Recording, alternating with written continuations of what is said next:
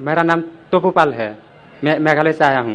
मेरा सवाल है, हम लोग श्री कृष्ण को सबसे बड़ा भगवान मानते हैं। जब हम हिंदू शास्त्र पढ़ता हूँ, उन शास्त्रों में लिखा है कि श्री कृष्ण ने शंखचूड़ के बीवी तुलसी देवी को बलात्कार किया, तो क्यों हम एक बलात्कारी को भगवान माने?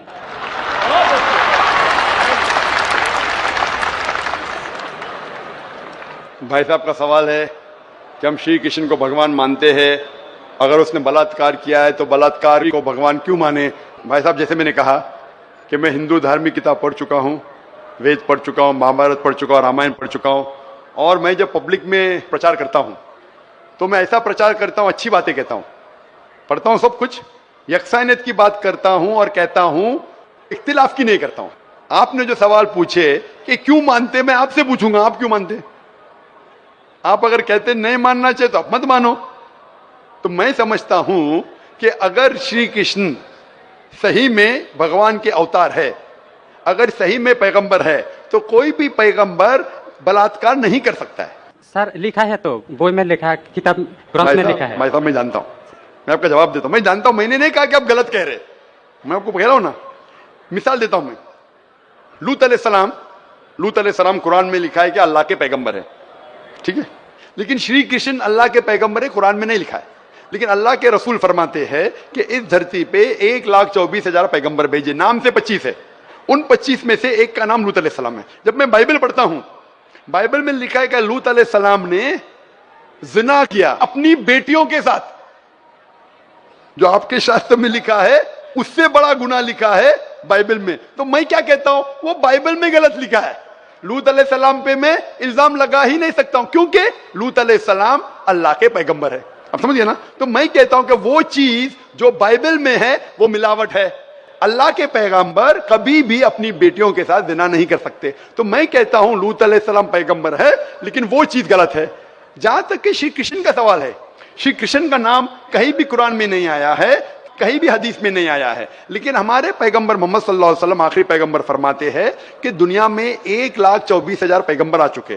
तो कोई मुझसे पूछता है क्या श्री कृष्ण पैगंबर हो सकते, तो मैं कहता हूं मुझे पता नहीं, हो भी सकते नहीं भी हो सकते। मैं ये नहीं कह सकता हूं कि कृष्ण अलैहिस्सलाम, ये नहीं कह सकता क्योंकि मैं जानता नहीं हूं, बराबर ना। लेकिन अगर है भी तो जितने पैगंबर आखिरी पैगंबर मोहम्मद सल्लल्लाहु अलैहि वसल्लम के पहले आए वो सिर्फ उन लोगों के लिए थे और उस वक्त के लिए थे। आज तुम्हें मानना चाहिए आखिरी पैगंबर मोहम्मद सल्लल्लाहु अलैहि वसल्लम। तो इसीलिए इस शास्त्र के बारे में मैं जानता हूं, श्री कृष्ण के बारे में, मैं राधा के बारे में भी जानता हूं, श्री कृष्ण की कितनी बीवियां दो भी जानता हूं। श्री कृष्ण की 8 बीवियां थी, बाद में जंग के मैदान में 16,100 बीवियों से शादी किया, कुल मिला के उनके पास थे 16,108 बीवियां। कितनी? 16,108 बीवियां महाभारत में लिखा है, और उन 16,108 में से राधा उनकी बीवी नहीं थी। और आपने जो कहा वो भी सही है। अभी मैं ज्यादा तफसील से बात नहीं करना चाहता हूं, लोग कहेंगे जाकिर तनकीद कर रहा है, तो इसीलिए मैं इस बात को कतई नहीं मानता हूं कि ये भगवान की तरफ से हो सकता है। आप समझते ना। अगर श्री कृष्ण खुदा के अवतार है या पैगंबर है, तो कोई भी पैगंबर ऐसा नहीं कर सकता है। आप समझे ना। तो इसीलिए ये चीज में मैं नहीं मानता हूं। आप मानते ऐसा कर सकते हैं श्री कृष्ण? किताब में लिखा है तो लिखा है तो, लेकिन आप आप नहीं मानते हैं। बिल्कुल सही, बराबर। मैं भी नहीं मानता हूं, मैं भी नहीं मानता हूं, क्योंकि कोई भी भगवान के पैगंबर या अगर पैगंबर जो अच्छे इंसान, पैगंबर तो दूर की बात है, कोई भी अच्छा इंसान बलात्कार कर ही नहीं सकता। पैगंबर तो दूर की बात, आप समझे ना। कोई भी अच्छा धार्मिक इंसान बलात्कार नहीं कर सकता है, तो सवाल उठता ही नहीं। इसीलिए मैं लोगों के सामने ये सब पेश नहीं करता हूं, नहीं तो लोग बोलेंगे ये झगड़े लड़ा रहा है। आप समझे ना। मैं झगड़े लड़ाना नहीं चाहता हूं। कुरान में नहीं लिखे क्या, जो चीज यकसा नहीं है वो पेश करके लोग को लेके आओ। कुरान में लिखे जो यकसा है उसके बारे में बात करो, लोगों को करीब लेके आओ। तो मैं आपसे पूछना चाहता हूं कि आप मानते खुदा एक है? पहले और थोड़ा बोलने दो। बोलिए। तो ग्रंथ में ऐसा क्यों लिखा गया है? कुरान में तो टॉप क्लास है, एक भी सवाल ऐसा नहीं है, क्लियर एकदम फर्स्ट क्लास है। क्यों लिखा बोलता हूं मैं, क्यों? क्योंकि जैसे मैंने पहले कहा कि वक्त के दौरान ये जितने किताबें कुरान के पहले आई वो महदूद थी, एक वक्त के लिए, एक लोगों के लिए। वक्त के दौरान बदलते गई और एडिशन आते गए। जैसा मैंने पहले कहा कि महाभारत असल में जब आप पूछेंगे पंडितों से, महाभारत सबसे पहली बार अर्जुन के ग्रैंडसन ने कहा था। महाभारत उस टाइम 8,000 श्लोक थे। उसने दोस्तों से कहा, बच्चों ने बाप ने बेटे से कहा, फिर वो बाप ने बेटे से कहा, अपने बेटे से कहा, कहने कहने से हो गए 24,000 श्लोक। अभी 8,000 से 24,000 16,000 तो कोई ना कोई लिखाएगा ना, खुदा ने थोड़ी लिखे, वो तो इंसान ने लिखे। आज के तारीख में 1 लाख शौक है, तो ये सब मिलावट है ना, तो ऐसे मिलावट आती गई। इसीलिए मैंने जब पूछा कि अगर 1 गिलास पानी है, साफ पानी है, 1 कतरा गटर का पानी आपके सामने डालूंगा, आपके सामने डालूंगा, गंदा पानी, काला पानी, 1 बूंद उसे मिलाऊंगा तो नजर नहीं आएगा, आपको पानी पीएंगे? क्यों? मिलावट है। अगर चुपके से किसने मिलाया आपको नहीं पता तो शायद पी लेंगे, बराबर ना। तो जब पता चल गया क्या मिलावट है बाकी शास्त्रों में, तो साफ और सुथरे शास्त्रों की तरफ आओ ना। इसमें एक भी मिलावट नहीं है। चैलेंज है कुरान में, कुरान का चैलेंज है। इसीलिए जो लोग तनकीद करने की कोशिश करते हैं, एक फेमस आदमी है विलियम मोर, जो बहुत तनकीद करता है इस्लाम का। तो ये विलियम मोर ने, जो सबसे ज्यादा कट्टर खिलाफ था इस्लाम के, 200 साल पहले लिखा कि एक वाहिद मजहबी किताब जो 100% अभी तक के हूबहू वही है, जरा भी मिलावट नहीं है, वो था ईसाई। उसने कहा वो कुरान है। तो जो तनकीद करने वाला ऐसा लिख रहा है कि 100% वाहिद किताब जो 100% अभी तक सही है वो कुरान है। तो इसीलिए अगर आपको पता चला कि बाकी किताबों में मिलावट है, तो आप सही किताब की तरफ आ जाओ, कुरान की तरफ। हमको मालूम है, लेकिन लोगों को नहीं मालूम है। तो लोगों को छोड़ो, आप क्यों नहीं पहले मान लेते? आपको मालूम, आपने अमल कर रहे, तो बाकी लोग क्यों अमल करेंगे भाई?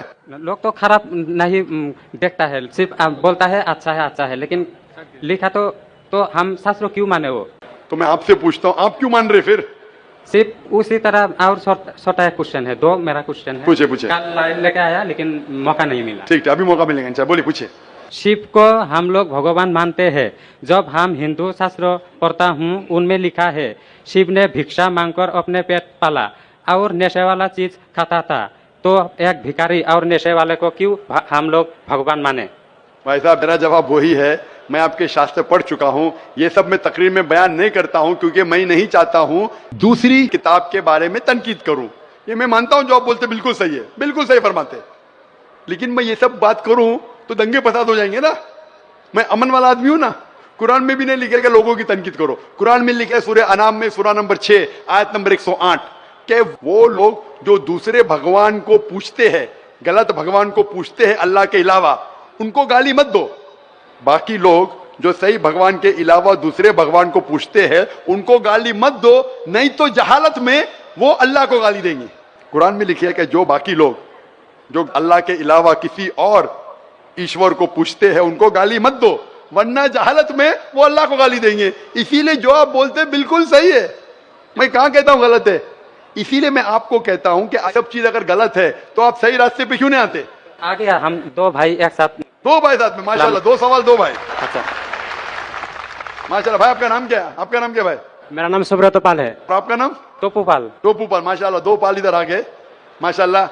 आप दोनों मानते हैं कि खुदा एक है? जी हाँ। आप दोनों मानते हैं कि बुत परस्ती गलत है, मूर्ति पूजा गलत है? जी हाँ। आप मानते हैं मोहम्मद सल्लल्लाहु अलैहि वसल्लम आखिरी पैगंबर है? जी हाँ। आप मानते हैं? आपको कोई भी जबरदस्ती कर रहा है इस्लाम कबूल करने के लिए? नहीं। कोई भी जबरदस्ती नहीं। कोई भी दबाव है? नहीं। आप अपनी मर्जी से करना चाहते? Yes sir. कोई भी रिश्वत दे रहा है? नहीं। इंशाल्लाह। तो मैं अरबी में कहूंगा, आप उसे दोहराइए। अशहदु अशहदु अल्लाह अल्लाह इलाहा इलाहा इल्लल्लाह इल्लल्लाह व अशहदु वअशहदु अन्ना मुहम्मदन मुहम्मदन अब्दुहु व रसूलुहु। मैं शहादत देता हूँ कि अल्लाह के अलावा कोई माबूद नहीं और मोहम्मद सल्लल्लाहु अलैहि वसल्लम उसके पैगंबर और बंदे हैं। माशाल्लाह। अल्लाह ताला आपकी जिद्दोजहद को कबूल फरमाए, आपको सबसे बेहतरीन जिंदगी दे दुनिया में आखिरत में, और आपको जन्नत नसीब फरमाए, और आपके जरिए और लोगों के दिल के ताले खोले इंशाल्लाह। मेरा नाम अभिनव कुमार सिंह है सर। आई बिलोंग्स फ्रॉम अंबारी इस district area. Sir my question is, मैं 27वां रोजा करता हूं सर, और हिंदू धर्म से बिलोंग्स करता हूं, क्या यह गुनाह है सर? भाई साहब का सवाल अगर मैं सही समझा कि आप 27वां रोजा रखते हैं, यस सर। तो क्या गुनाह करते हैं? क्या सर, वही जानना था सर। अगर आप के पास ईमान नहीं है, आप नहीं मानते कि खुदा एक है, और नहीं मानते कि खुदा के अलावा कोई माबूद नहीं, और नहीं मानते कि मोहम्मद सल्लल्लाहु अलैहि वसल्लम पैगंबर है, अगर आप रोजा रखे तो ये फाके के बराबर है। नहीं सर, मैं तो मानता हूँ कि भगवान एक अगर ही आप है। मानते हैं तो अल्हम्दुलिल्लाह, अगर ईमान है और फिर रोजा रखे तो अच्छी बात है, और अगर मुकम्मल ईमान लेके इस्लाम में दाखिल होते तो मेरी दरखास्त है कि कोशिश करो कि पूरा महीना रोजा रखे। Okay sir, I will do sir. इंशाल्लाह। आप मानते हैं कि खुदा एक है? Yes sir. आप मानते हैं कि खुदा के अलावा कोई माबूद नहीं? नहीं सर, मैं तो मानता हूँ कि भगवान एक ही है, चाहे वो खुदा हो, भगवान हो, कोई भी। आप मानते हैं कि बुत परस्ती, मूर्ति पूजा गलत है? नहीं सर, ये बात नहीं मानता हूँ सर। आप मानते हैं मूर्ति पूजा गलत है या सही है? सर सही है मेरे हिसाब से। आप मानते हैं मूर्ति पूजा सही है? Yes sir. तो अगर आप मूर्ति पूजा सही है मानते हैं, इस्लाम में मूर्ति पूजा करना गलत है, इस्लाम में गलत है, हिंदुइज्म में गलत है, ईसाईयत में गलत है। अगर आप मूर्ति पूजा मानते, रोजा रखे तो कोई फायदा नहीं, ये फाके के बराबर है। आप समझे ना? जब तक आप ये नहीं माने, क्योंकि लिखा है श्वेताश्वेतर उपनिषद में चैप्टर नंबर 4 श्लोक नंबर 19 और लिखा है यजुर्वेद में चैप्टर नंबर 32 श्लोका नंबर 3 में, न तस्य प्रतिमा अस्ति, उस भगवान, उस ईश्वर की कोई प्रतिमा नहीं, कोई अक्ष नहीं, कोई मूर्ति नहीं, कोई पिक्चर नहीं, कोई पेंटिंग नहीं, कोई फोटोग्राफ नहीं, कोई स्टैच्यू नहीं। तो अगर स्टैच्यू नहीं है, मूर्ति भगवान की नहीं है और आप मूर्ति पूजा कर रहे, मतलब भगवान के अलावा किसी और की पूजा करे तो गलत है, ये गुनाह है। तो आप स्वर्ग में कभी भी नहीं जाएंगे, जन्नत में कभी भी नहीं जाएंगे, चाहे आप अपने आप को मुसलमान भी बोलो, कोई फायदा नहीं। जब तक आप ये नहीं माने मूर्ति पूजा गलत है, आपको मुस्लिम बोल के कोई फायदा नहीं। नहीं सर, मैं तो दिल से मानता हूँ ना सर। नहीं, दिल से मानते कि मूर्ति पूजा गलत है कि सही है? सही है सर। तो सही है तो कोई फायदा नहीं। आप अपने आप को मुस्लिम बोलेंगे और शहादत देंगे तो भी कोई फायदा नहीं। आप और तहकीक करो और किताबें पढ़ो, जब आपको यकीन हो जाएगा कि मूर्ति पूजा गलत है, फिर आप अपने आप को इस्लाम में दाखिल करो, नहीं तो कोई फायदा नहीं। जब तक आप मूर्ति पूजा जिंदगी से नहीं निकालेंगे, कुरान में लिखे सूरह निसा सूरह 4 आयत नंबर 48 और सूरह निसा सूरह नंबर 4 आयत नंबर 116 में कि अल्लाह ताला भगवान ईश्वर कोई भी गुनाह को माफ कर सकता है, लेकिन शिर्क, मूर्ति पूजा को कभी माफ नहीं कर सकता है। तो ये जब तक आपकी जिंदगी में कोई फायदा नहीं, रोजा रख के कोई फायदा नहीं, नमाज पढ़ के भी। मेरा नाम इंद्रदेव पासवान है और पेशे से वकालत करता हूं, खगड़ा का रहने वाला हूं। मेरा सवाल है, तथाकथित रूप से जिहाद के नाम पर कुछ कट्टरपंथी तत्व मासूम लोगों को गुमराह कर उनके द्वारा अमानवीय कार्य कराते हैं, जिससे पूरा मुस्लिम समुदाय राष्ट्रीय स्तर पर ही नहीं अंतर्राष्ट्रीय स्तर पर भी बदनाम हो गया है। अतः जिहाद क्या है और जिहाद के बारे में विस्तृत रूप से बताया जाए। भाई साहब ने पूछा और कहा कि कुछ लोग जिहाद के नाम पे लोग को गुमराह करते, इसीलिए इस्लाम का नाम खराब हो चुका है। आप बताइए जिहाद क्या है? सबसे ज्यादा गलतफहमी अगर इस्लाम में किसी शब्द के बारे में है, मुसलमान और गैर मुसलमान दोनों में, वो है लफ्ज जिहाद। मुसलमान और गैर मुसलमान अक्सर समझते हैं कि जिहाद के मानी कोई भी मुसलमान कोई भी लड़ाई लड़ रहा है, चाहे अपने फायदे के लिए हो, चाहे जमीन के लिए हो, चाहे दौलत के लिए, उसे कहते हैं जिहाद। जिहाद के मानी ये नहीं कि कोई मुसलमान लड़ाई कर रहा है जमीन के लिए, अपने फायदे के लिए, दौलत के लिए। जिहाद आता है अरबी लफ्ज जहादा से, जिसके मानी है जिद्दोजहद। जिहाद के मानी जिद्दोजहद। इस्लाम के पस मंजर में अगर कोई इंसान अपने नफ्स से जिद्दोजहद कर रहा है, अपने नफ्स से जिद्दोजहद कर रहा है गलत काम के खिलाफ, इविल इंक्लिनेशन, शैतानी हरकत के खिलाफ, उसे कहते हैं जिद्दोजहद। जिहाद उसे भी कहते हैं जो जिद्दोजहद कर रहा है माशरे को सुधारने के लिए। इस्लाम में जिहाद उसे भी कहते हैं जो एक जुल्म के खिलाफ जिद्दोजहद कर रहा है। अगर कोई जंग के हालत में अपने बचाव के लिए जिद्दोजहद कर रहा है, उसे भी कहते हैं जिहाद। जिहाद की मानी जिद्दोजहद। अक्सर लोग जिहाद का तर्जुमा करते हैं पाक जंग, ये गलत तर्जुमा है। ये था होली वॉर, ईसाई लोग को डिस्क्राइब करने के लिए। पूरे कुरान मजीद में पाक जंग का तर्जुमा अरबी में करेंगे तो होता है हर्ब मुकद्दसा। कुरान में कहीं भी पढ़ो, कहीं भी लफ्ज हर्ब मुकद्दसा नहीं है, कोई भी हदीस में नहीं है। ये वेस्टर्नर्स ने लेबल दिए है। जिहाद की मानी जिद्दोजहद, और कुरान में साफ लिखा है सूरह माइदा सूरह 5 आयत नंबर 32 में, अगर कोई भी इंसान दूसरे इंसान का कत्ल करता है, सिवाय कत्ल के बदले कत्ल, मर्डर के बदले मर्डर, या अगर वो इंसान फसाद फैला रहा है इस धरती पे, इसके अलावा कोई भी इंसान मासूम इंसान का कत्ल करता है, गोया के सारी इंसानियत का कत्ल कर रहा है, और कोई भी इंसान दूसरे इंसान को बचाता है, वो सारे इंसान को बचाता है। ये सिर्फ कुरान में है, कोई भी मजहबी किताब में नहीं। लेकिन मीडिया ऐसे गुमराह लोग को पिकअप करके बताती है कि हर मुसलमान टेररिस्ट है। इसके पूरे जवाब के लिए आप मेरी कैसेट देखिए, जिहाद और दहशतगर्दी इस्लाम के पस मंजर में।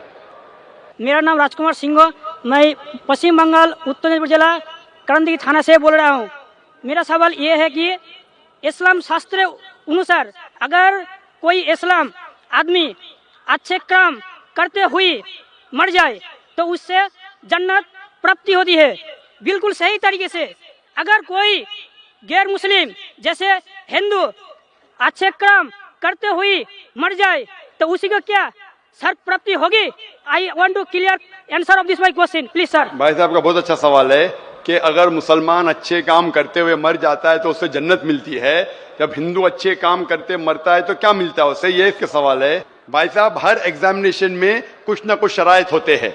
मिसाल के तौर पे मैं जब 10th स्टैंडर्ड पास किया ICSE में सन 1982 में, मेरे 6 सब्जेक्ट थे मुझे पास होने के लिए, minimum 6 subject, English, history, geography, mathematics, science, Hindi, ये 6 सब्जेक्ट थे जो कंपलसरी थे। इसी तरीके से जन्नत में जाने के लिए 4 शराइत है।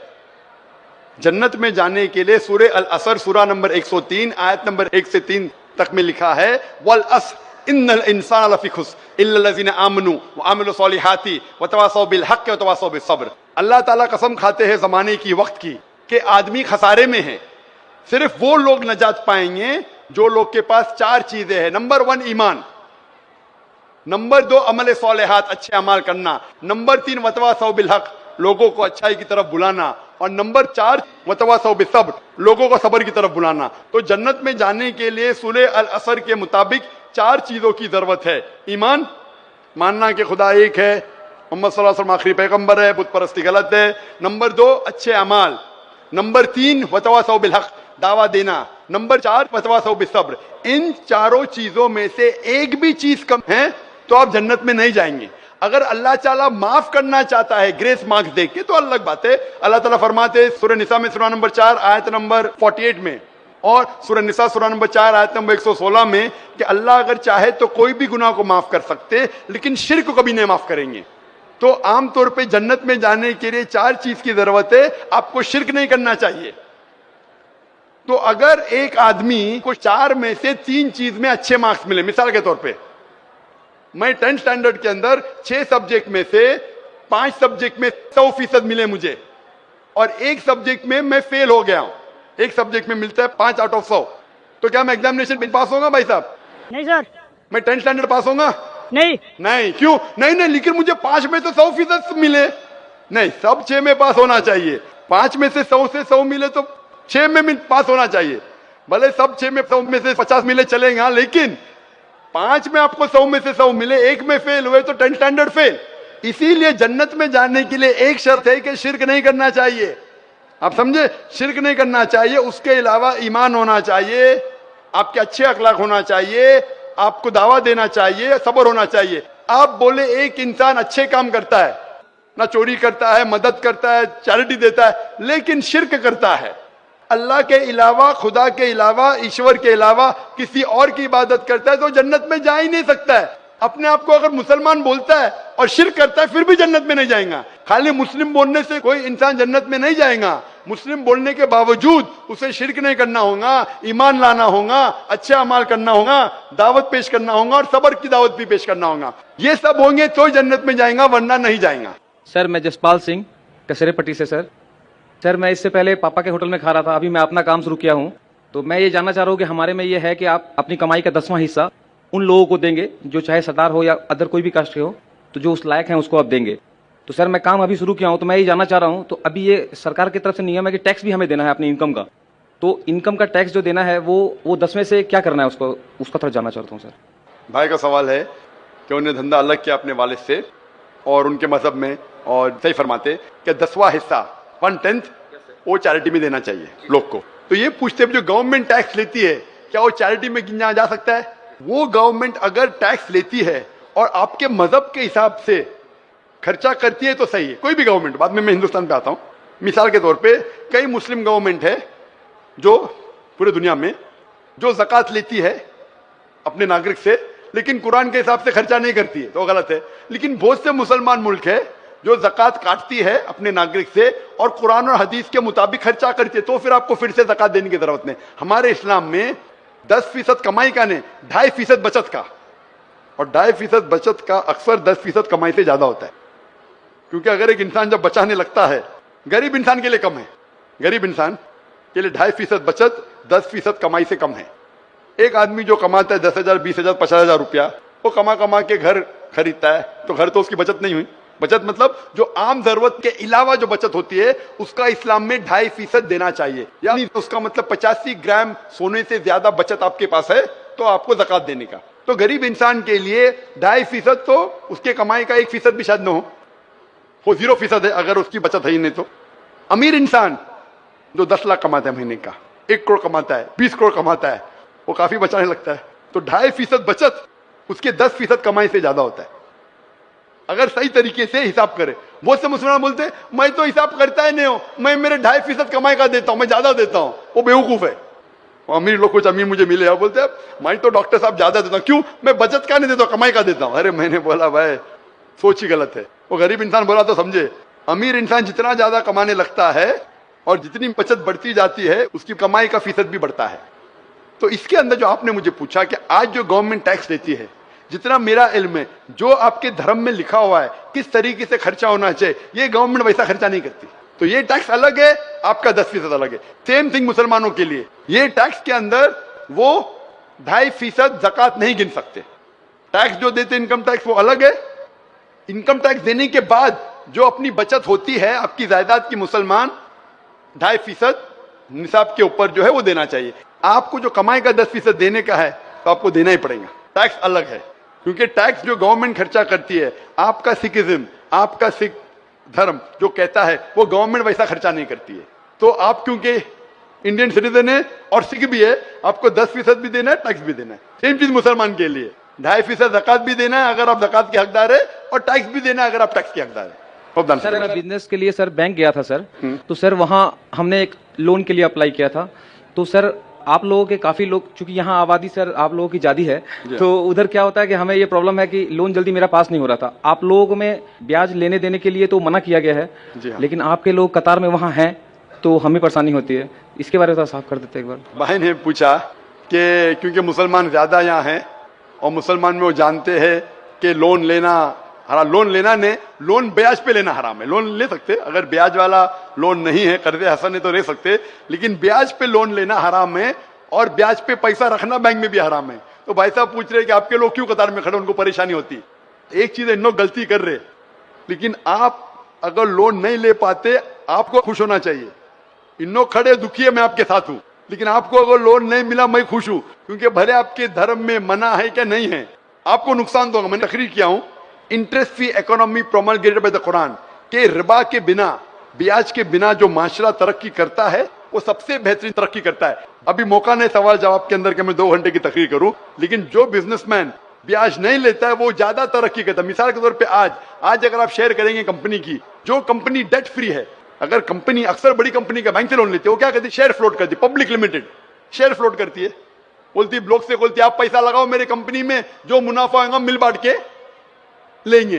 तो ये कंपनी के लिए भी अच्छा है, लोग के लिए भी अच्छा है। ये जो ब्याज के वजह से अमीर आदमी और अमीर होता है, गरीब आदमी और गरीब होता है, अमीर आदमी और अमीर होता है, गरीब आदमी और गरीब होता है। इसीलिए ब्याज एक नासूर है माशरे के लिए। जो 2008 में जो क्राइसिस हुए थे, इकोनॉमिक क्राइसिस, पता है ना, सिटी बैंक, लीमैन ब्रदर्स, आप बिजनेसमैन है तो जानते हैं ना, लीमैन ब्रदर्स का नाम सुनेंगे। सिटी बैंक जो 2008 में 4 साल पहले पूरा डिबैकल हुआ, पूरा गिरने लगा ब्याज की वजह से। तो इसीलिए ब्याज लेना देना गलत है। मेरी आपसे दरखास्त है कि आप कतार में मत खड़े रहो, अपने कोई भाई से बोलो भाई साथ में धंधा करेंगे, मिल बांट के खाएंगे, उसमें आपकी भी तरक्की होगी, उनकी भी तरक्की होगी और माशरा भी सुधरेगा। Hope the answer the question. और मैं कटिहार से बिलोंग करती हूँ, और मैं जाकिर साहब से पूछना चाहूँगी कि मैंने 10 साल से पीस टीवी देख रही हूँ और मुझे खुशी है कि आज मैं उनसे रूबरू हो रही हूँ। और सबसे पहला सवाल ये है कि ऊपर वाला जब सबको, चाहे वो हिंदू हो, मुस्लिम हो, सिख हो, ईसाई हो, सबको बनाया, तो फिर सबसे ज्यादा मुस्लिमों को क्यों हिकारत की निगाह से अदर्स रिलीजन्स वाले देखते हैं? रीजन क्या है? दूसरा सवाल ये है कि ऊपर वाला एक है, ये सभी जानते हैं, हिंदू मुस्लिम जो भी धर्म से बिलोंग करते हैं, लेकिन फिर भी वो क्यों मतलब ये नहीं समझ पाते कि ऊपर वाला एक है या ईश्वर एक है या गॉड एक है? क्यों कंफ्यूजन में वो अपनी जिंदगी बिताते रह जाते हैं?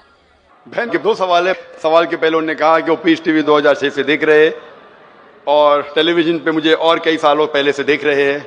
उनका सवाल है कि बाकी लोग मुसलमान को ऐसी गलत नजर से क्यों देखते हैं, ये पहला सवाल। और दूसरा सवाल कि सब मजहब वाले जब जानते खुदा एक है तो एक खुदा में क्यों नहीं मानते। इनके 2 सवाल है। बहन पहला सवाल जो आपका था कि लोग मुसलमान को गलत नजर से क्यों देखते हैं, इसकी मेन वजह है जैसे मैंने पहले कहा वो है मीडिया। आज मीडिया जैसे मैंने कहा सबसे ताकतवर टूल है, सबसे ताकतवर हथियार है। मीडिया आज एक हीरो को विलन बना सकता है, विलन को हीरो बना सकता है, दिन को रात, रात को दिन। तो ये मीडिया का खेल है, बहुत आसान है। जैसे मैंने कहा ना यूके में क्या हुआ, तो उसी तरीके से आज पहले जो था अमेरिका को डर था रशिया से, रशिया चली गई। अभी खौफ है इस्लाम से कि अमन फैलेगा तो जो गलत काम कर रहे हैं वो मुमकिन ही नहीं। अगर अमन सब जगह फैलेगा, कुछ लोग नहीं चाहते अमन फैले, क्योंकि अमन जब फैलेगा तो उनके धंधे में नुकसान होगा, क्योंकि कुछ लोग के धंधे जब ही चलते हैं जब अमन नहीं है। फायदा होता है ना, झगड़ा बिगड़ा हो तो उनका फायदा होता है। तो हर इंसान नहीं चाहता है अमन हो। बात करेंगे अमन की, वॉर फॉर पीस, एक्चुअली कर रहे वॉर ऑन पीस। हम जंग लड़ रहे हैं अमन के लिए, वो अमन के लिए नहीं जंग लड़ रहे हैं, अमन को खत्म करने के लिए जंग लड़ रहे। Not war for peace, war on peace. अमन को कायम करने के लिए जंग नहीं लड़ रहे, अमन को खत्म करने के लिए जंग लड़ रहे। तो ये मीडिया है बहन, मीडिया इतना पावरफुल है, इसीलिए मैं कहता हूं मुसलमान मीडिया में पीछे है। हमको मीडिया के जरिए सही पैगाम पहुंचाना चाहिए। बहन आप देख रहे पीस टीवी 6 साल से पहले, उसके पहले आपने दिगर चैनल पे मुझे देखा। मैं पूछना चाहता हूं आपसे, आपको कैसा लगता है इस्लाम का मतलब पीस टीवी देखने के बाद? आपके क्या ख्याल आता है इस्लाम के बारे में? मैं बचपन से ही एक चीज के खिलाफ रही हूँ कि मूर्ति पूजा, जो कि हमें कभी भी पसंद नहीं पड़ा। जो ऊपर वाला हमें बनाया तो हम जिसको बना के पूछते हैं उसमें शक्ति कैसे हो सकती है? फर्स्ट। दूसरा सवाल कि आप जब ऊपर वाला हम पूरे दुनिया को कंट्रोल कर रहा है तो एक मूर्ति कैसे किसी इंसान को कंट्रोल कर सकता है? तीसरा है होता है कि आप अगर आप में विश्वास है, आस्था है, आप कहीं भी रहें, ऊपर वाले को याद कीजिए, आप ऊपर वाले आपकी दुआ जरूर सुनेंगे। ये मेरे बचपन से ही ये मेरे दिल में है, और जैसे जैसे मैं बड़ी होती गई मेरे मन में और भी ऐसे सवाल आते गए और मैं खुद ब खुद उसका सॉल्यूशन ढूंढते रह गई। और आज जाके जब मैं आपके पीस टीवी से जुड़ी तो मुझे और भी मेरा जितने भी कंफ्यूजन्स थे वो दूर होते गए, और आगे कोशिश होगा और भी दूर होते चले जाएंगे। आपको कैसा लगता है इस्लाम मजहब? मुझे बहुत पसंद है। आपको गलतफहमी दूर हो गई आपकी ना, जो मीडिया फैला रही है? हाँ, ये मुझे हमेशा रहता था कि इस्लाम धर्म बहुत अच्छा है, क्योंकि उसमें ना तो मूर्ति पूजा है ना भी कुछ है, सिर्फ ऊपर वाला है जो एक है जो पूरे दुनिया को कंट्रोल करके रखा हुआ है, जिसके बिना एक पत्ता भी नहीं हिल सकता। तो फिर जो है हम जो है उसे क्यों नहीं माने जो दूसरे को माने?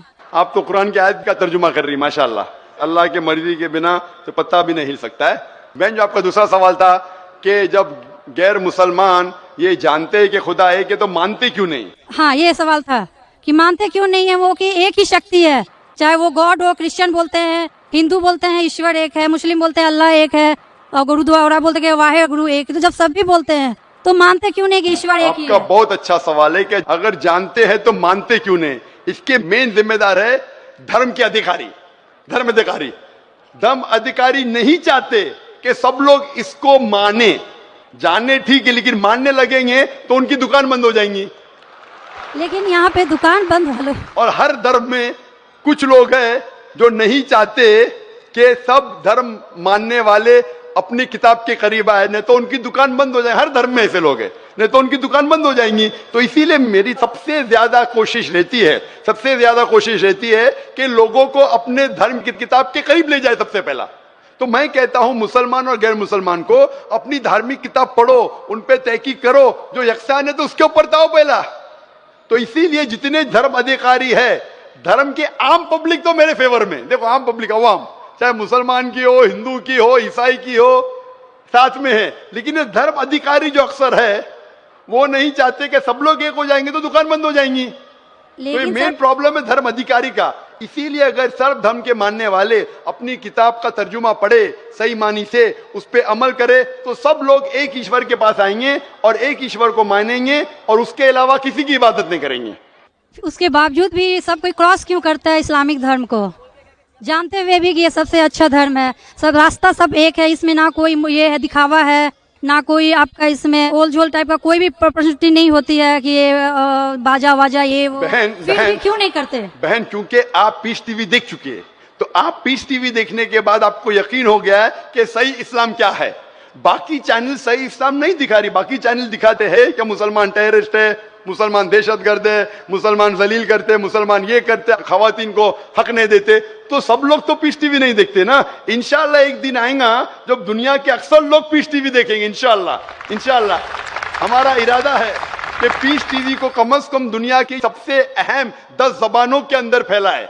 इंशाल्लाह इंशाल्लाह अल्लाह से दुआ है, क्योंकि जो मोहम्मद सल्लल्लाहु अलैहि वसल्लम की हदीस है कि इस्लाम एक दिन हर घर में पहुंचेगा, तो अल्लाह ताला से दुआ है कि हमें वो जरिया बनाए कि सही इस्लाम दुनिया के हर घर में फैलेगा इंशाल्लाह। बहन मैं आपसे पूछना चाहता हूँ, आप मानते कि खुदा एक है? मैं बचपन से मानती हूँ ऊपर वाला एक है। आप मानते हैं कि मोहम्मद सल्लल्लाहु अलैहि वसल्लम आखिरी पैगंबर है?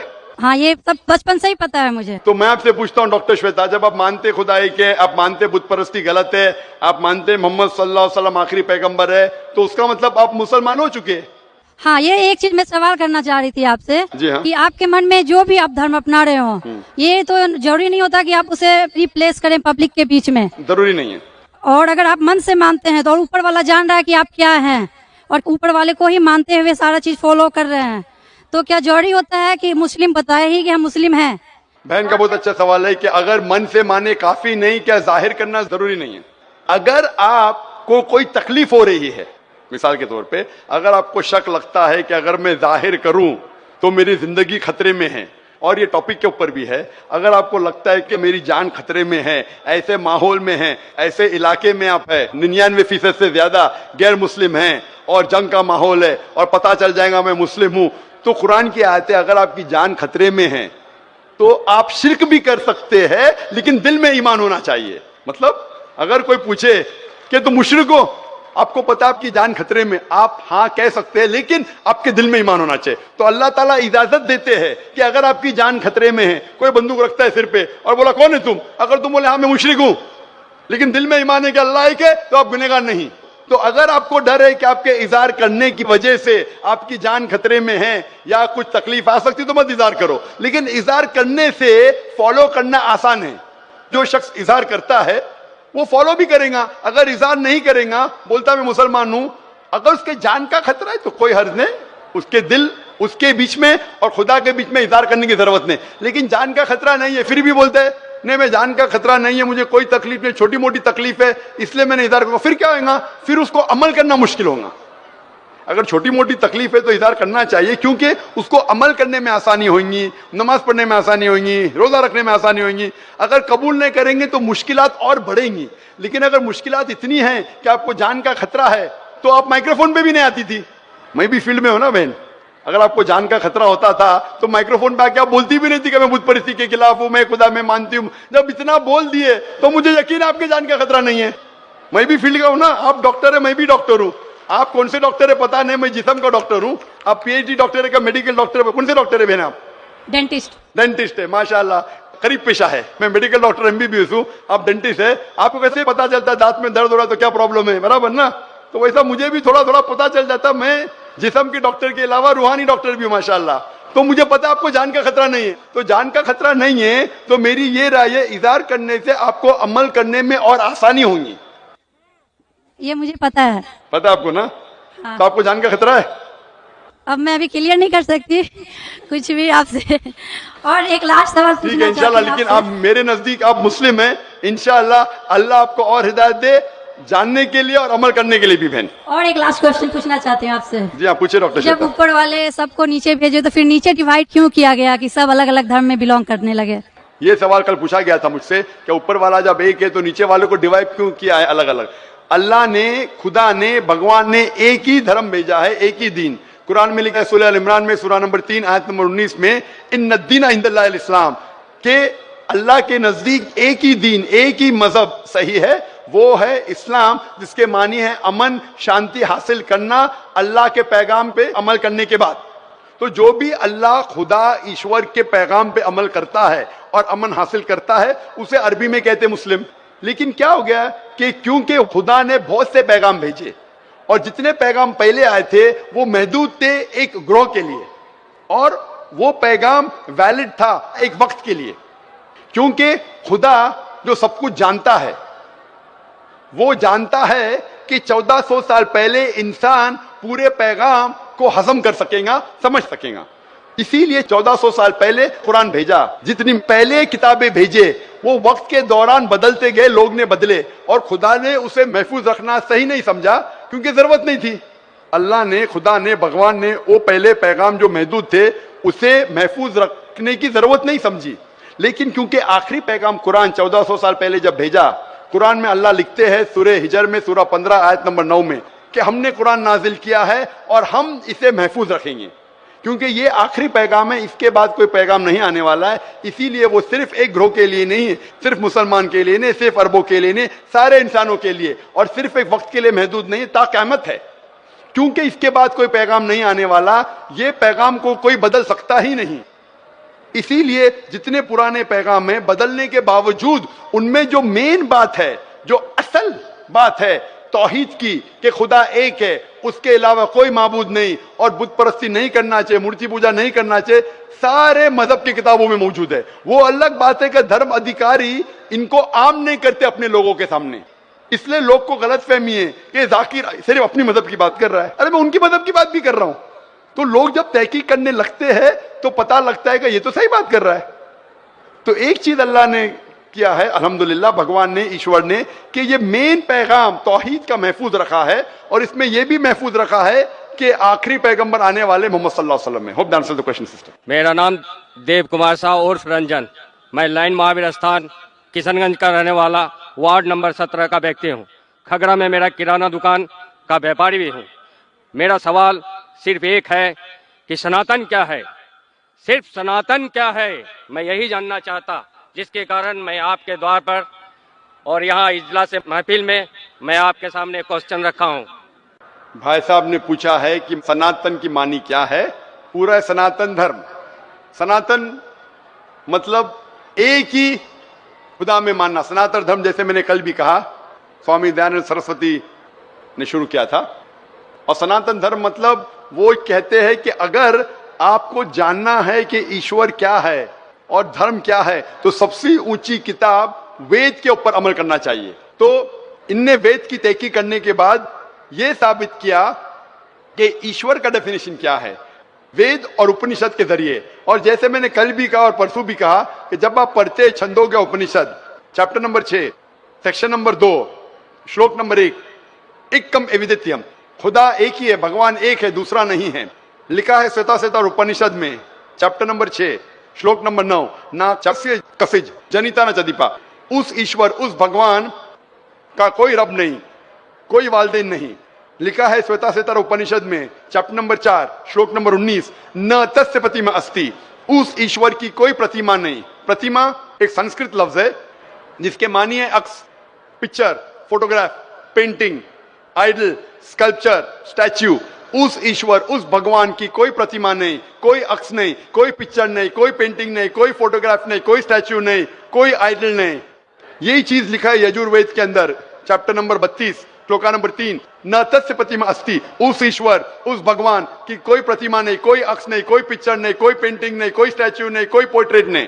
और जो ब्रह्म सूत्र हिंदुइज्म का, एकम ब्रह्म द्वितीया नास्ते नैना नास्ते किंचन, भगवान एक ही है, दूसरा नहीं है, नहीं है, नहीं है, जरा भी नहीं है। तो अगर आप ये जान ले कि भगवान एक है, उसका अक्स नहीं है और सिर्फ उसी की इबादत करना चाहिए, ये मेन ऑब्जेक्टिव है सनातन धर्म का। तो आप समझ चुके सनातन धर्म क्या है भाई साहब? फिलहाल कुछ बोलना चाहेंगे? हाँ बोलिए भाई साहब। सनातन धर्म एक सनातन धर्म नहीं होता, जो मानव जन्म में, मानव रूप में इस धरती पे आता है वो सनातन होता है। और सनातन का कोई धर्म नहीं होता। भगवान एक होते हैं, उसकी शाखाएं होते हैं, जैसे एक वृक्ष पे उसके टहनियां होती है, उसके पत्ते होते हैं, उनमें फल होते हैं, उसी तरह धर्म में भी सनातन, हर व्यक्ति इस धरती पे जो भी जन्म लिया है वो सनातन है। उसका ऊपर वाले को मानने वाला जो व्यक्ति होता है उसकी शाखाएं अलग होते हैं। भाई साहब, भाई साहब, भाई साहब, जो भी आप बात करते हैं, मैं जो बात करता हूँ हवाला देता हूँ, वेद, यजुर्वेद चैप्टर 32 श्लोक नंबर 3। कुछ भी बोलूं, मैं बोलूं 2 जमा 2 5, 2 जमा 2 6, तो मुझे हवाला तो देना पड़ेगा ना। आप जो बोल रहे कुछ कुछ लिखा है मनुस्मृति, इसके अंदर जानता हूं मैं जो बात कर रहा हूं हवाला देके एकदम ब्रीफ में कह रहा हूं। आप जो बोल रहे, मैं ये नहीं जानना चाहता हूं आप क्या मानते हैं, इसीलिए मैंने कहा कि धर्म को जानने के लिए धर्म के मानने वालों को मत देखो, धर्म के शास्त्रों को देखो। तो मैं यह सुनने के लिए नहीं आया हूं आप क्या मानते हैं सनातन धर्म में। मैं ये जानना चाहता हूं आपकी धार्मिक किताबें क्या कहती है। अगर मैं हर एक की बात सुनने लगूं, या लाखों लोग हैं, 5 से 10 लाख का मजमा है, कि वो क्या कहना चाहता है, तो फायदा क्या है। आप समझ रहे ना। तो जो भी आप जवाब देते हैं, अगर आप कहते हैं तो आप हवाला भी दो, आप हवाला दो भगवत गीता का, उपनिषद का, वेद का, फिर बात करो। खाली बात करने में क्या फायदा। हवाला दीजिए, बात कीजिए, फिर आपको पता चलेगा क्या सही और क्या गलत है। Vijay Bhutra and I am an industrialist. कल शाम को मैंने आपके पास में कुछ बातें रखी। मैंने उस बातों को लेकर के रात भर काफी मनन किया सर, और काफी मेरे मित्र जो कलकत्ते में पंडित है, विद्वान है, उनसे बात की।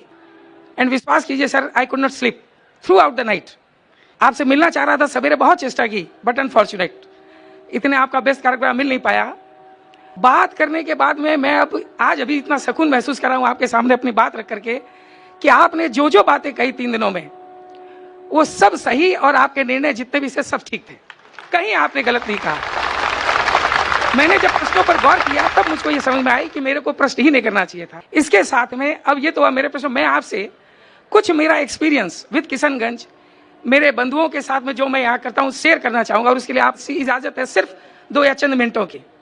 सर, मैं किशनगंज में जब भी रहता हूँ, मेरा अधिकतर समय मेरे भाइयों के साथ में बीतता है। मैं मुसलमान शब्द का इसलिए यूज नहीं कर रहा हूँ, मैंने यहाँ पर भाइयों के आगे मुसलमान शब्द का इस्तेमाल इसलिए नहीं किया सर, क्योंकि मैं अपने आप को उन्हीं के बीच कह पाता हूँ।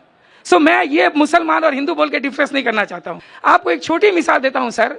हमारे यहाँ पर सैयद मजरूल हसन जी हैं, उनके रमजान के पवित्र महीने में हम यहाँ पर एक आयोजन करते हैं इफ्तार का। विश्वास मानिए सर, उस समय इतना पवित्र वातावरण रहता है यहाँ पर, और इतनी खुशी लगती है, उसका पूरा दायित्व मजहर भाई हम लोगों के ऊपर दे देते हैं, हमारे और भी हिंदू मित्र हैं उनके ऊपर में देते हैं। और जब 5 बजे की नमाज होती है और उसके बाद का जो समा रहता है, वो देखने के बाद में जब हम उन्हें इफ्तारी कराते हैं सर, तो विश्वास कीजिए मुझको लगता है कि मैं उनमें से एक ही हूँ, मैं अलग नहीं लगता हूँ। इतना अच्छा पवित्र वातावरण उसमें। आज मेरे यहाँ पर बीइंग एन हिंदू, इवन अगर मुझे बोला जाए तो गुफरान भाई, शंभू भाई, मैं किन किन का नाम लूँ सर आपको, पप्पू भाई, हिंद मुस्लिम भाई, इतने भाई हैं मेरे, सब भाई हो जाते हैं। तो मैं इतना वातावरण अपने को पाता हूँ उसके साथ में। अभी छोटी मिसाल देता हूँ सर, आपने जो बीड़ा उठाया है हिंदू अलग दूसरे कास्ट में गलत धारणाओं को दूर करने का, उसके प्रयास में मैंने भी एक काम किया। एंड मैं इसलिए बोल रहा हूँ उसको कि अभी मेरे लड़के की शादी थी, मेरे समधी नेचुरली हिंदू हैं, उनके मन में काफी गलत धारणाएं बैठी हुई थी। मेरे यहाँ से कुछ मेरे खास मित्र बंधु वहां पर गए, and let me tell you, 3 दिन उनके लौटने के बाद में उन्होंने मुझको फोन किया, बोले भूत्रा जी आपके जो मित्र यहाँ पर आए थे उनसे मिल करके, केवल उनकी प्रेजेंस से और उनसे थोड़ी बातों से हमारी काफी धारणाएं दूर हो गई। अब मैं उनके प्रति कभी भी मेरी कोई ऐसी बात नहीं रहती है जिससे, जैसे मसलन मान लीजिए मांसाहारी, थोड़ा इस तरह का उनका एटीट्यूड था। लेकिन जब उन्होंने देखा तब उन्होंने मतलब ये कहा, बोले कि इतने बढ़िया व्यवहार और इतनी बड़ी नेकी भाईचारा का व्यवहार, बहुत खुश हुए। तो मेरा कहना ये सर, इस्लाम के प्रति मेरी अच्छी धारणा है कि आज ये भाईचारा और ये फैलाने में बहुत बड़ी सार्थकता होती है इस्लाम में, और मैं तहे दिल से आपका स्वागत करता हूं सर। एंड मेरे पास अब कोई क्वेश्चन नहीं रह जाता सर, आपकी salute to you sir, thank you. माशाल्लाह भूत्रा साहब माशाल्लाह करीब भाइयों में से है, और कल रात को वक्त की तंगी होने की वजह से उनने 3 सवाल किया था और मैं चाहता था जवाब दूं, लेकिन जहां तक ये लॉ का सवाल है कि 10 बजे खत्म होना चाहिए, इसे खत्म करना पड़ा। तो मैंने उनसे कहा कि पहला मैं आपको मौका दूंगा, एक नहीं 3 सवाल पूछने का। लेकिन भूत्रा साहब ने कहा कि पूरी रात नहीं सोई, उनने कोशिश की, पंडितों से पूछे और चेक किया, जो मैं चाहता हूँ, और उन्हें इत्मीनान हो गया कि जो भी मैंने कहा सच कहा माशाल्लाह। और मैं आपका शुक्रगुजार हूं कि आपकी ये शहादत मेरे जवाब से और अच्छी है माशाल्लाह, मेरी तकरीर से अच्छी है। और यही मेरा हमेशा फलसफा रहा, मैं कभी भी नहीं चाहता हूं कि हिंदू मुस्लिम में कभी भी भेदभाव हो या कभी भी आपस में नफरत हो।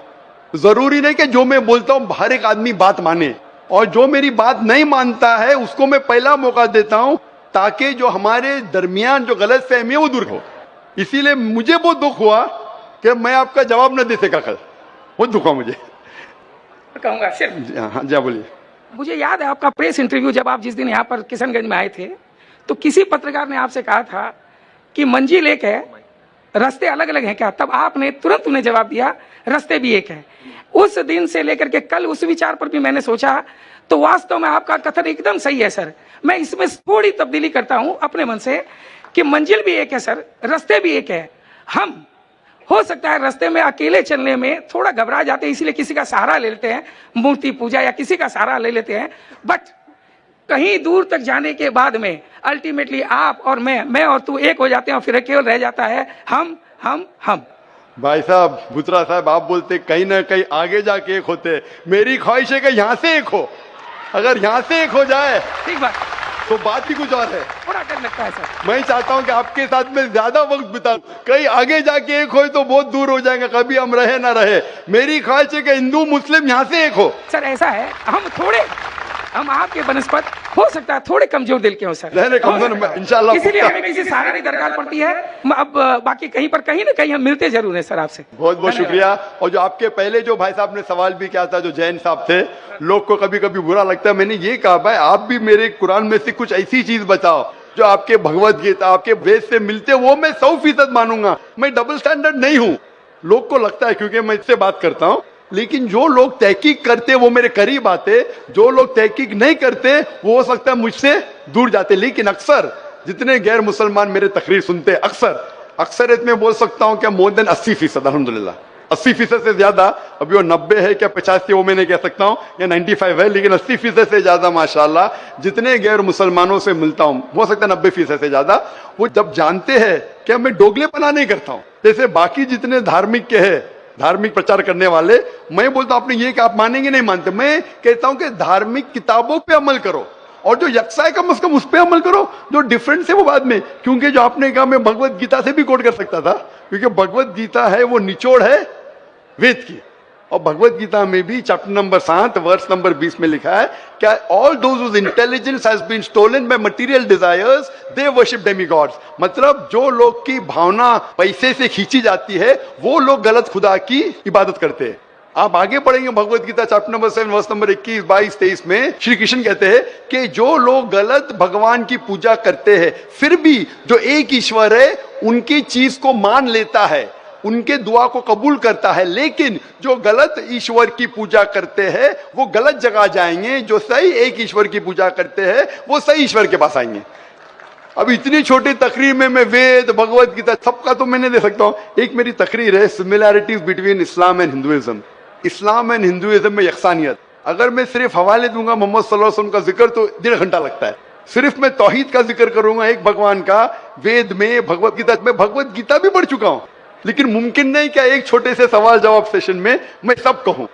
तो इसीलिए मैं बहुत खुश हूं कि आपने मेरा काम आसान किया, आपने खुद तहकीक की। और मैं चाहता हूं कि जिस तरीके से बुत्रा साहब ने जो तहकीक किए, मैं चाहता हूं कि जितने यहाँ गैर मुसलमान हैं वो भी तहकीक करें अपनी धार्मिक किताब के बारे में। इंशाअल्लाह हम सब इंसान एक हो जाएंगे और एक ईश्वर की इबादत करेंगे। बहुत बहुत शुक्रिया। हम हिंदू है, हमारा नाम निवारण सरकार, रायगंज घर। आपसे 2-4 बात एक साथ हम पूछ लेंगे, इसके बाद बैठ जाएंगे।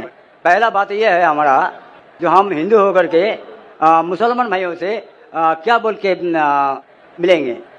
सलाम अलैकुम तो दे नहीं सकते। हाँ भाई साहब का अच्छा सवाल है, आखिरी सवाल है, अच्छा सवाल है कि हम मुसलमान भाइयों से क्या बोल के मिलेंगे? सलाम अलैकुम तो नहीं बोल सकते। क्या आपके शास्त्र में लिखा सलाम अलैकुम नहीं बोलने का? लिखा है? नहीं लिखा है ना? भाई साहब का सवाल है कि मुसलमान भाई से मिलते हैं तो क्या सलाम अलैकुम बोल सकते हैं? और ये सवाल पहले भी किसी ने पूछा कि मुसलमान भाई जब गैर मुस्लिम से मिलते हैं तो वालेकुम सलाम कह सकते हैं? क्या गैर मुसलमान को सलाम कह सकते हैं? ये सवाल है, बराबर ना? इसके अंदर इस जवाब में इख्तिलाफ है, जैसा मैंने कहा कि मुसलमान गैर मुसलमान को सलाम कर सकता है कि नहीं, और गैर मुसलमान के सलाम का जवाब दे सकता है नहीं। ये इख्तिलाफ कैसे पैदा हुआ? क्योंकि एक हदीस है सही बुखारी की, जिल्द नंबर 8, हदीस नंबर 6257 के लिखा है कि अल्लाह के रसूल फरमाते हैं जब यहूदी आपसे कहते अस्सलाम अलैकुम, अस्सलाम अलैकुम का मतलब आप पे मौत हो। जब यहूदी आपसे कहते अस्सलाम अलैकुम तो आप कहो वालेकुम, मतलब आप पे भी हो।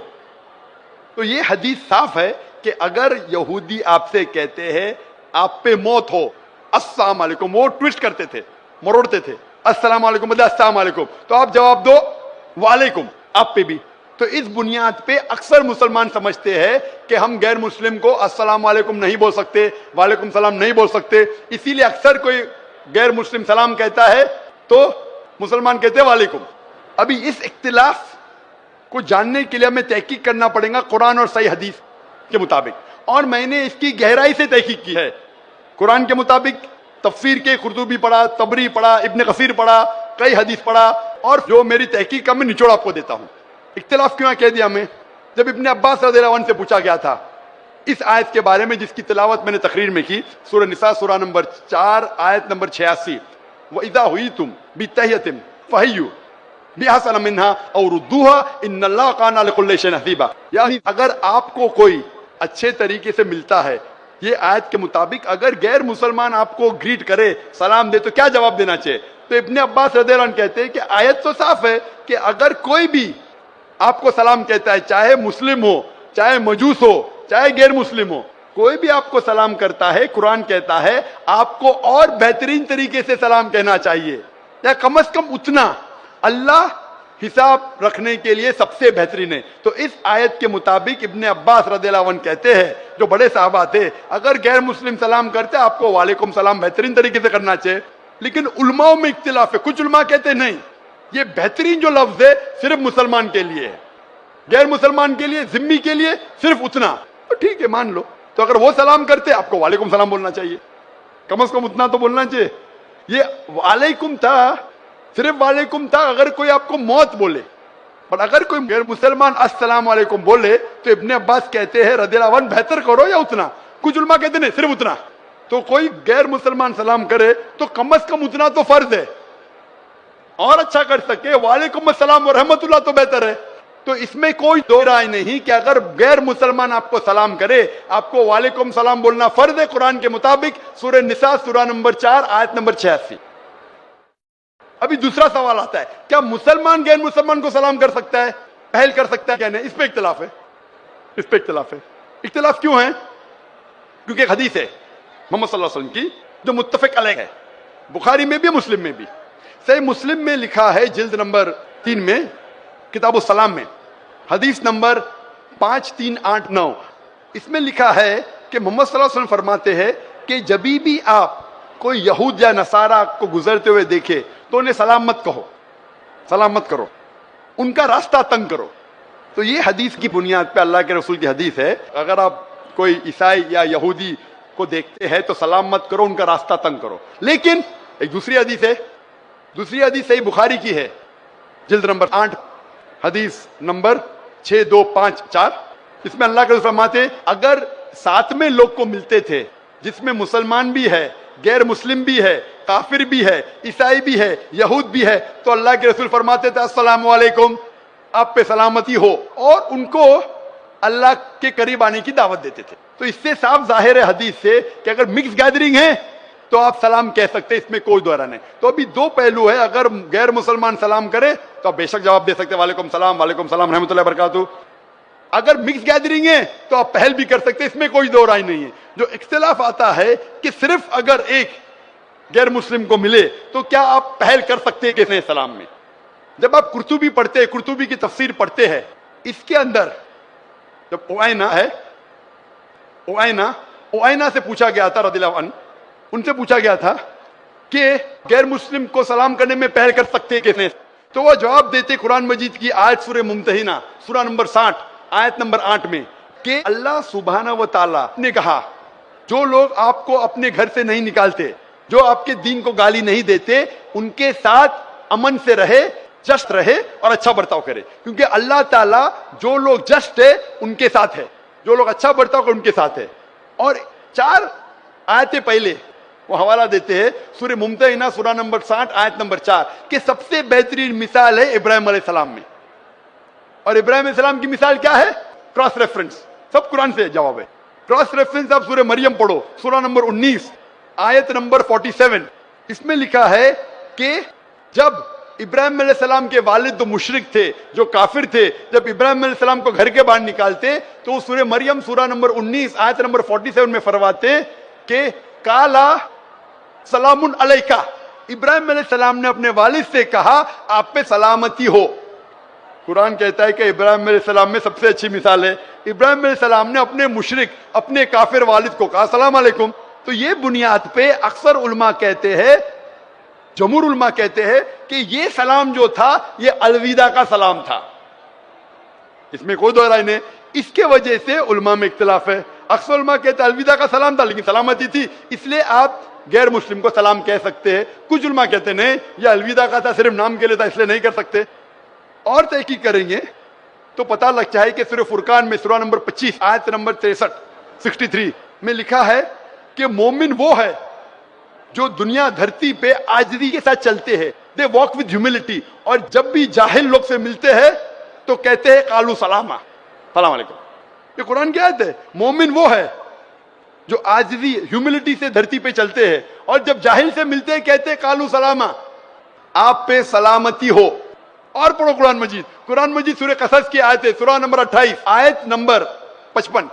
इसमें लिखा है कि जब भी कोई गैर मुस्लिम काफिर अगर इस्लाम के खिलाफ बात कर रहा है, बेहरमती कर रहा है, तो आप कहो आप पे आपके अमाल, मेरे पे मेरे अमाल, आप पे सलामुन अलैकुम।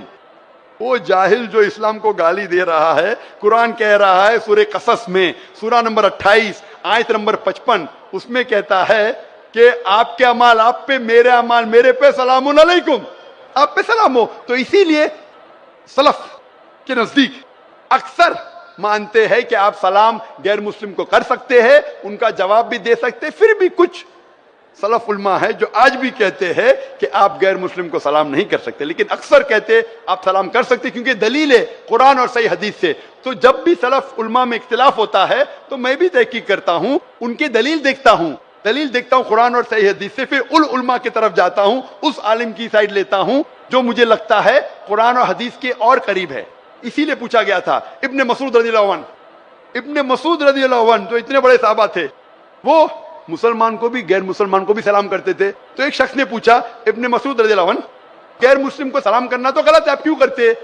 ये उनका हक है, इब्ने मसूद ने कहा। और अबू उसामा रज़ियल्लाहु अन्हु, उनसे पूछा गया था कि आप गैर मुस्लिम को सलाम क्यों करते हो? जब भी जाते थे मुसलमान को भी सलाम करते थे, गैर मुस्लिम को भी करते थे, क्यों करते? तो उन्होंने कहा कि हम मुसलमान का फर्ज है कि हम रहमत फैलाए, इसीलिए मैं गैर मुसलमान को सलाम करता हूं।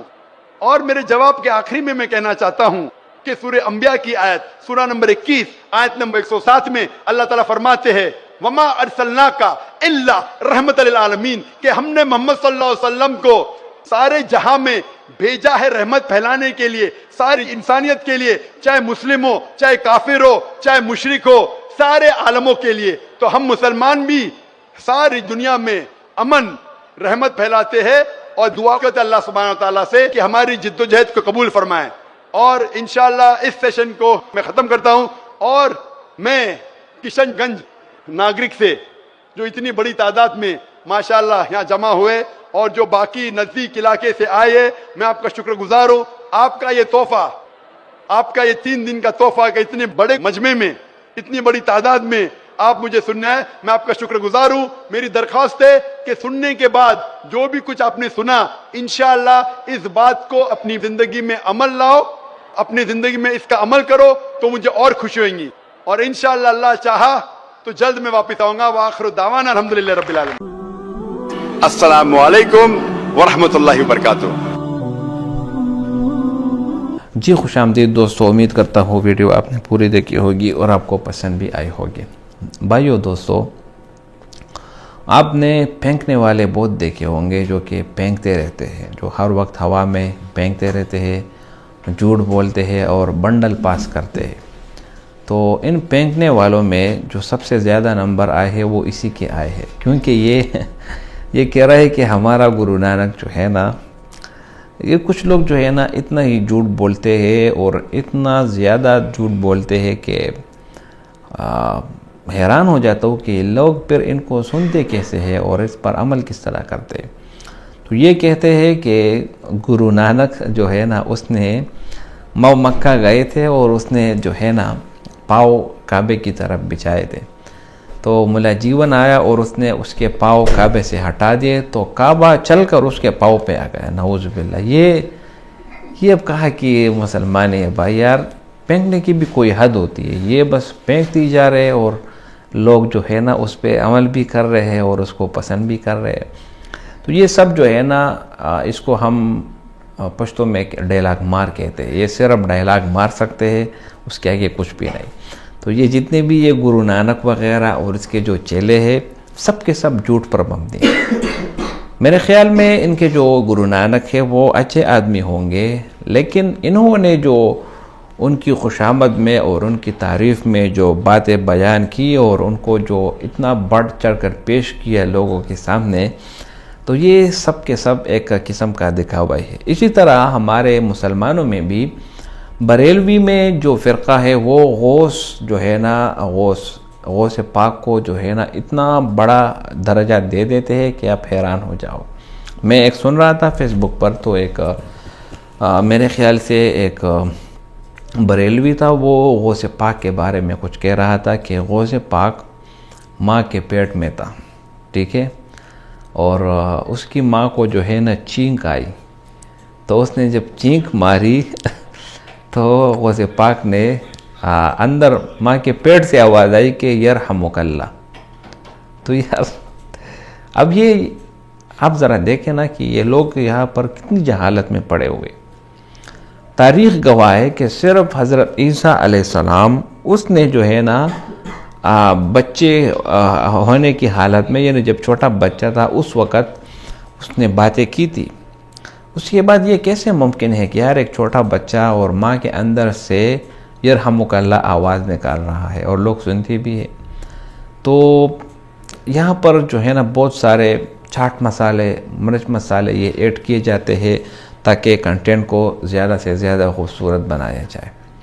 तो यहाँ पर ये सिख जो है ना ये अपने गुरु नानक को आसमान तक पहुँचने की कोशिश कर रहा है कि इसने वो किया और इसने ये किया। ये सब कुछ झूठ है, ठीक है। और इसी तरह ये सिख जो है ना इनकी एक बात ये होती है कि वो हमेशा से अपने बाल जो है ना वो नहीं काटते, अपने बदन के बाल वो नहीं काटते, और ये कहते हैं कि ये हमारे गुरु नानक ने हमें कहा है और इसलिए हम नहीं काटते। तो यार इनकी भी कोई ज़िंदगी होगी, मतलब ये बाल अगर थोड़े से बढ़ जाए तो बंदे को टेंशन हो जाती है कि इसको किस तरह काटे। तो ये कहते हैं कि हमें ऊपर से आर्डर मिला है इसलिए हम नहीं काटते। तो इसी तरह ये जो है ना फजूल किस्म की बातें हैं और ये फजूल किस्म की रस्म और रिवाजें इन लोगों ने शुरू किए।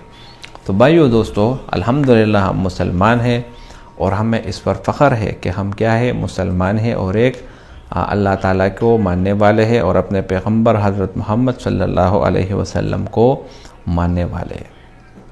अल्लाह ताला कुरान में फरमाते हैं, अल-यौमा अकमलतु लकुम दीनकुम व अतममतु अलैकुम निअमती व रज़ीतु लकुमुल इस्लाम दीना। अल्लाह ताला ने इस्लाम के मज़हब को हमारे लिए क्या किया, पसंद किया। तो हमें चाहिए कि हम सिर्फ़ और सिर्फ अपने मज़हब पर अमल करें और सिर्फ़ अपने मज़हब को ही फॉलो करें। इसी तरह अगर मुख्तलिफ़ किस्म के लोग आते हैं और वो अपने मज़हब का प्रचार करते हैं वग़ैरह, तो उनको करने दो, ठीक है। इस्लाम अल्लाह ताला की तरफ से जो काबिल कबूल शुद्धा मज़हब है वो इस्लाम है। इसलिए अल्लाह ताला फरमाते हैं, इन्नद्दीना इंदल्लाहिल इस्लाम, अल्लाह ताला के नज़दीक जो मज़हब है वो इस्लाम है। तो अगर आप इस्लाम के अलावा बुद्धिज़्म, सिखिज़्म और यहूदियत या जैनिज़्म वग़ैरह की तरफ आते हैं तो ये आपका हरगिज़ काबिल कबूल नहीं होगा। और इसी तरह ये यहाँ पर ये वीडियो असल में सिखिज़्म की तरफ है। तो ये सिख लोग या सिख यात्री वग़ैरह इनकी तादाद भी ज़्यादा है और इन्होंने जो है ना अपने बालों के ऊपर जो है ना बड़े बड़े पगड़ियाँ बांधी होती है। तो हमेशा से ये लोग जो गुरु नानक के बारे में इतने बढ़ चढ़ कर पेश करते हैं, ये दावे सब के सब झूठे हैं। आप खुद आप रिसर्च करें, देखिए तो इनके जो गुरु नानक है वो एक सिंपल सा आदमी होगा और अच्छा आदमी होगा, बुरा नहीं होगा, लेकिन इन्होंने बढ़ चढ़ कर उसको कुछ अजीब व गरीब किस्म का पैगाम दिया लोगों। तो भाइयों दोस्तों, वीडियो बनाने का मकसद ये है कि हम सब का माबूद वो एक है और वो अल्लाह ताला है और हमें सिर्फ एक अल्लाह की ही इबादत करनी चाहिए और अल्लाह ताला के सिवा किसी दूसरे के सामने हमें हरगिज़ नहीं झुकना चाहिए। तो इस सिख ने तो डॉक्टर जाकिर नाइक को एक लंबा चौड़ा किस्सा सुनाया मुल्ला जीवन का, और इसी तरह ये गुरु नानक का, और उनको यानी ये सोच की कि किस तरह किसी न किसी तरीके से डॉक्टर जाकिर नाइक को उलझाया जाए या उसके मुंह से उगलवाया जाए कि वाकई में गुरु नानक अच्छे आदमी थे और ये भी अच्छे हैं।